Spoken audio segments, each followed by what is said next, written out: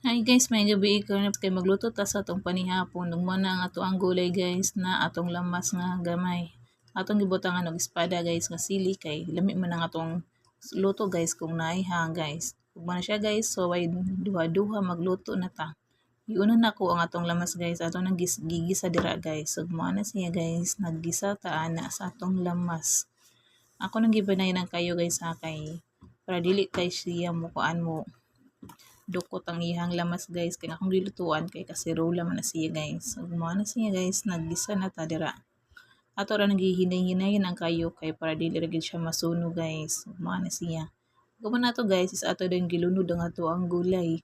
Ug wala na din ay subak ang ato ang gulay guys ha. Mao na siya ang ato ang giluto para panihapon. Ug mao na siya guys. Ato na po nang giukay-ukay dira. Gimikos-mikos ra gid nato ang tanan guys. Ug mao na siya.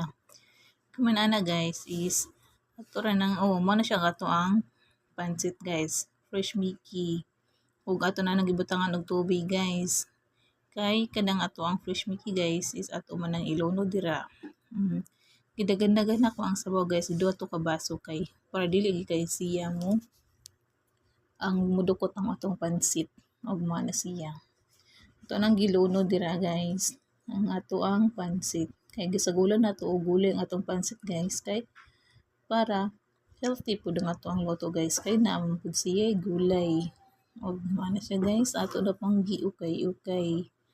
Ingani ra ka simple lang ato ang luto guys. Simple pero healthy siya guys kay gulay man siya. Ug hapit na ta man ana kaon guys kay hapit na siya maluto. Ug na siya guys, nakaluto na ta og